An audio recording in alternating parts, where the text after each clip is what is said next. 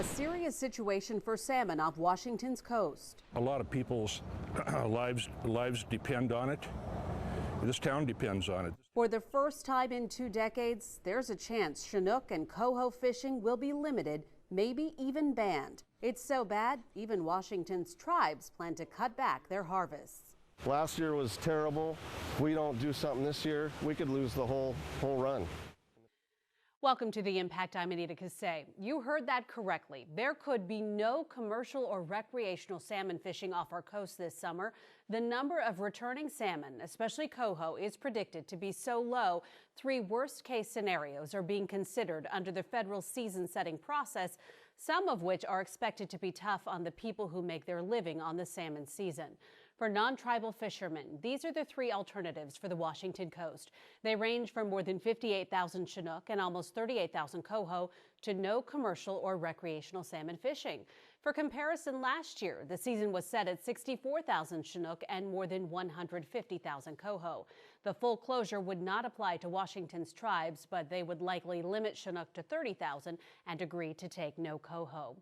The situation hasn't been this bad since the early 90s when the salmon fishery was closed. If the extreme limits are put in place, it could be devastating for coastal communities and for the tribes whose culture is wrapped around those fish. In here, we have roughly about 200,000 chum fry.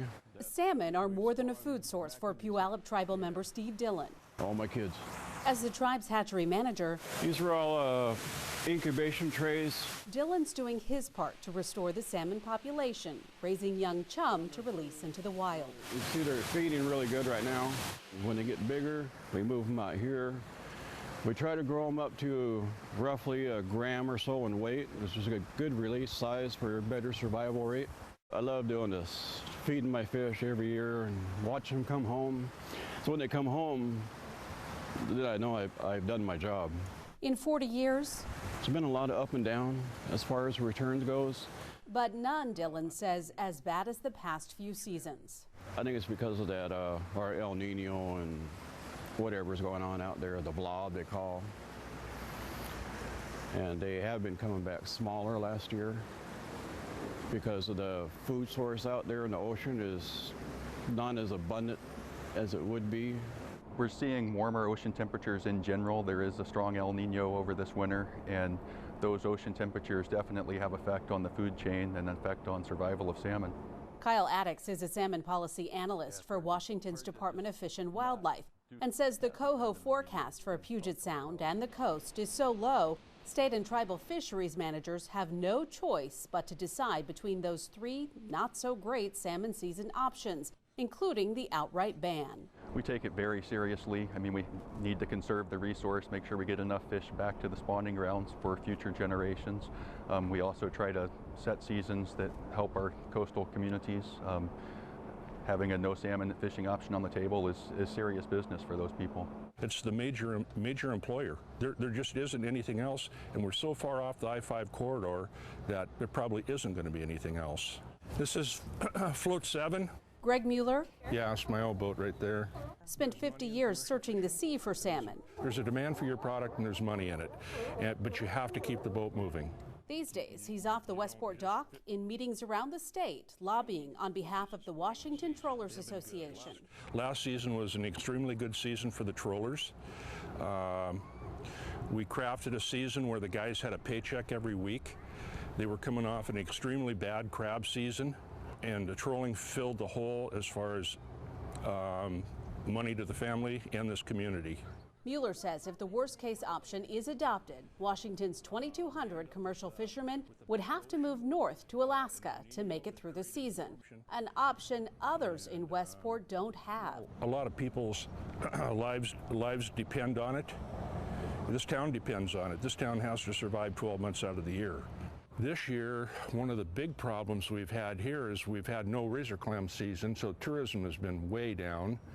And if we lost the salmon season for the charter boats, it would be really bad for the town. There are folks here that have been in business for a long, long time. Everything's paid for. They can tighten their belts. There are folks who have been in for a short time, have mortgages and so on, so it'll obviously be harder on them. Good morning, gentlemen. Mark Cedargreen came out of retirement to advocate on this on behalf of the Westport Charter Boat Association. Got to concentrate on yellowtails this year. We fish for groundfish, for halibut, for albacore, tuna. It's not like you tie your boat to the dock for the season, but salmon's a big part of our fishery here in Westport. Cedargreen and Mueller were both around the last time salmon fishing was banned. 1994, this town became more or less a ghost town during the summertime, when we usually have a lot of tourism, and you also have the commercial fishermen delivering salmon that go into the marketplace. I ended up having to go back and drive a truck. So you do what you have to do. It was painful, but you know, we got through it and went on to better times.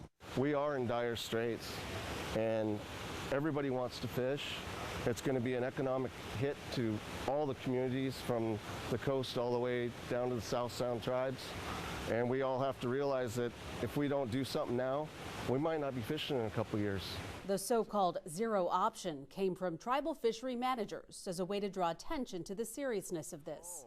For sure we're going to get pushback, but we got to do what's right. We need these fish to come home. Last year was terrible. If we don't do something this year, we could lose the whole run. Chris Finney is a non-tribal harvest management biologist with the Puyallup tribe. He says tribes that fish inland rivers with their own seasons and rules are still taking it upon themselves to protect coho, even though they're not suffering as much as tribes on the coast. We are not going to fish in Area 11 this year. We're going to let those fish get back home to Nisqually, Puyallup, Squaxin. And the Medicine Creek tribes in Area 13, Nisqually, Squaxin, Puyallup, are also in agreement. We're going to shut down all our coho fisheries from 1st September through the middle of November. I go out to supplement my income and bring fish home, and there's other people out there that do it for a living, and it's going to be tough on them this year. At the tribe's Clarks Creek hatchery,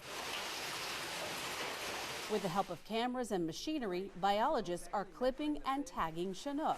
And then sort the fish out based on their length to one of these 5 lines. We've been doing 35,000 a day. They'll be released in late spring, and it will take at least 3 to 7 years for the Chinook to return, if they return at all. No one knows what's in store for future salmon outlooks or fishing seasons. In 1 year would be great, but we may have to go 2 or 3 years like this. I'm not saying no fishing in years to come, but if we have forecasts and we see survival rates like we have the last couple of years, there's definitely, people are going to have to stop fishing. We're all interested in good conservation. We don't want to destroy the resource. There's a lot of politics and perception in this, in addition to the biology. And so we need to navigate our way through all of that and try to do the best we can for the fish, and secondarily the best we can for all of the folks that catch them. Washington's Department of Fish and Wildlife held several meetings on the proposed ocean salmon fishery management alternatives in order to get input from the people impacted. The meeting in Westport at the end of March was a packed one, and commercial and recreational fishermen wanted to offer their opinions and suggestions. The alternatives presented vary in whether to allow some early fisheries or not, or again, none at all, which many of the fishermen lobbied against. We'd all like to have those 2 weeks in June, but I'd rather have 5,000 more Chinook through the year and be off those 2 weeks in June. So when you guys get down negotiating the nitty-gritty, you know, if it's a couple hundred fish, then let us fish in June. If it's 4,000 or 5,000 fish, then shut her down the end of June. Last year I fished a total of 20 hours. 20 friggin' hours. Figure it out. And I was probably one of the few that broke even. Most of the guys didn't make any money at all last year. So, I mean, the stress that you guys have put on the whole Willapa system is amazing, and I absolutely cannot believe the department and what they've come to. To watch this entire hearing, visit TVW's archives section at tvw.org. Final decisions on the season and harvest will be made this month. The Pacific Fisheries Management Council meets April 8th through 14th down in Vancouver. It will set the ocean fishing season off the Pacific coast. The inland seasons and harvest for the state's rivers and lakes will be set at that same time by the state and tribal co-managers. For years, there has been concern about the quality of the water